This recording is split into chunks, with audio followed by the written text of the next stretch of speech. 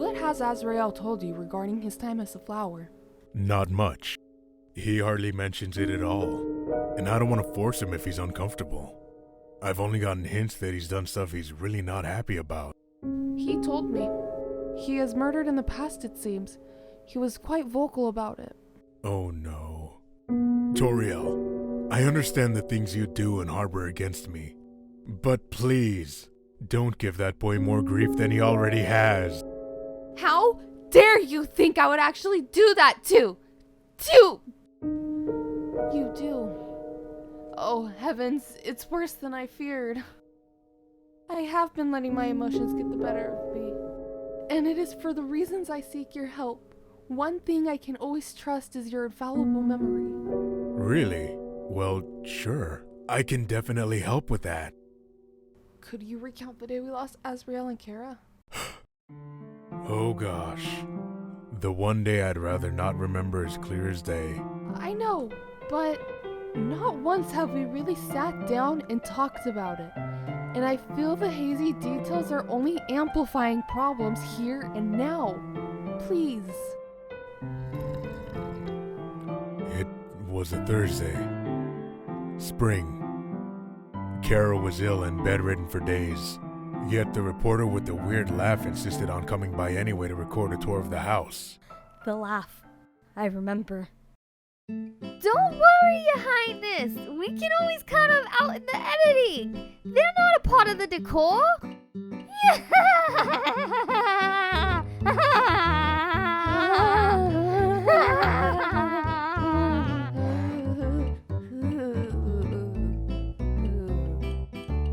Kids? Kara! Azrael! Where'd you go? While you entertained, I noticed the kids' room was empty. Kara was too weak to move, so I got worried. And your husband grew these? Along with every plant in and around the home, it is a passion of his. I didn't expect someone in a white fur coat to have a green thumb. Okay, that was admittedly clever. And here's the barrier. Nothing very intricate, save for these flowers for color. Oh, there's my loving husband over there. Tori. Asgore? They're both gone. It felt as though my own soul was threatening to shatter. I remember just howling all the way to the ritual. But Asgore, you did not cry. You hardly spoke. You seemed to have shut down completely. What was going on inside your head during all of that? Only questions. So many questions. How did this happen? What could I have done to prevent it? Why them? Why now? What can be done now? Where is our hope? Your Majesty? Your Majesty? King Asgore! What? Huh? Hello. Doctors came back from sweeping, and they found evidence that your kids traveled to the surface. Bullets from human weapons. They were shot, I feared. I wasn't expecting answers to those questions. So when I got them...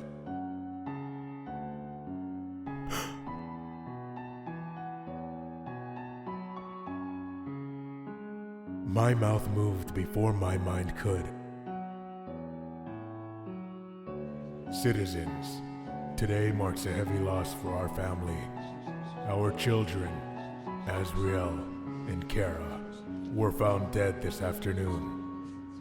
Those two innocents symbolized hope for our future. Hope that man and monster could live united.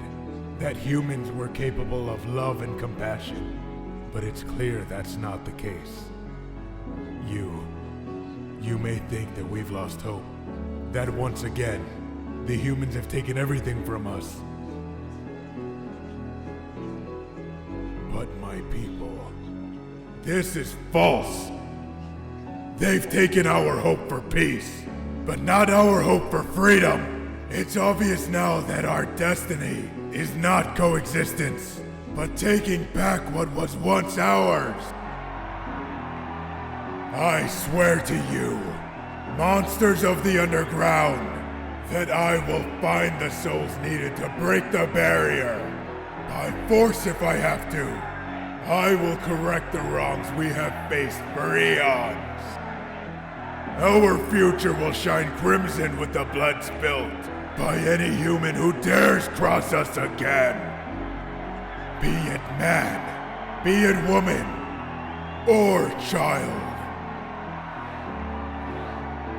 Up to that point, you were so full of heartbreak and sorrow. As soon as I said that sentence, the only emotion on your face was utter disgust. I could only imagine. What on earth were you thinking, declaring war like that? I wasn't thinking. I acted on impulse, and you know how well those decisions turn out.